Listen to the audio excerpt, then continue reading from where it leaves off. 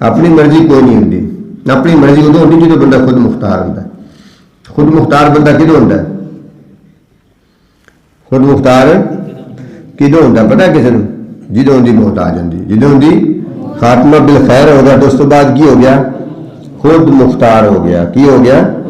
خود مختار ہو گیا. اللہ کے کول چلا گیا تو اللہ تعالیٰ انہوں نے نعمتوں رحمتوں ایسا نوازدا کہ ان کہنا موج کر جو مرضی کر. مومن کی زندگی کو موت سے ختم تو نہیں ہوتی بلکہ موت سے شروع ہوتی. اس تو پہلے تو سارا امتحان ہی ہے. اس تو پہلے تو سارا زندگی تو موت سے شروع ہوتی. جس لیے زندگی شروع ہونی اس لیے انہوں کہہ دے کوئی موجہ کر. اس میں بڑی نعمت کی گئی ان کے واسطے. وہ تا ہی نصیب ہوتی کہ بندہ زندگی پابندی نہ گزارے. زندگی کسی کا پابند ہو کے گزارے. حضرت اعلیٰ مولانا ابو سعد احمد خان رحمۃ اللہ علیہ خلیفہ عالی شان حضرت حاجی جان محمد صاحب رحمۃ اللہ علیہ حضرت اعلیٰ کے وصال تو بعد حضرت ثانی اپنے پیر پائے حضرت محمد عبداللہ صاحب دے بیعت ہو گیا کہ لوگوں نے آخیا بھی تسی تینوں دے برابر دے جی خلیفہ جی تسی کیوں بیعت ہوئے؟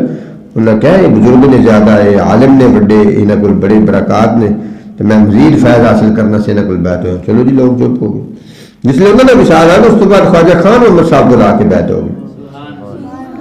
تو بیعت کی نے آ کے باقی سلسلے نے اجازت دیتی کیونکہ خواجہ خان محمد صاحب رحمۃ اللہ علیہ نقشبندیہ طریقے کی اجازت اپنے شیخ کو سی.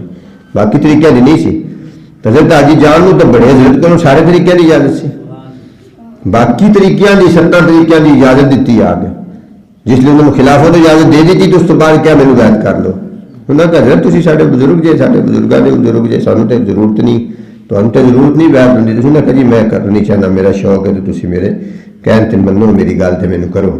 خیر انہوں نے حکم انہوں نے مننا پینا سی. شیخ بھی سنے کیونکہ خلافت جنہ دیتی سی باقی سلسلے دی تے سلسلے دے بھی بڑے آدمی سن اور پیر بھائی اپنے شیخ دے پیر بھائی سن.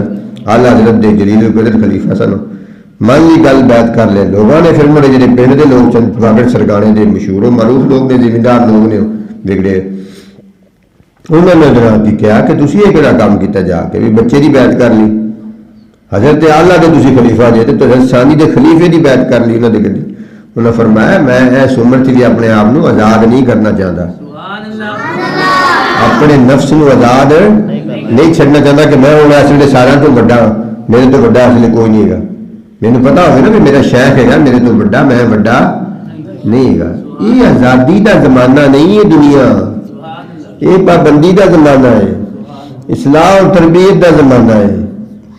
نہیں سمجھائی؟ یہ محنت اور مشقت کا زمانہ ہے. آزادی تو ملے گی مرن تو بعد جا کے. آزادی کدوں ملے گی؟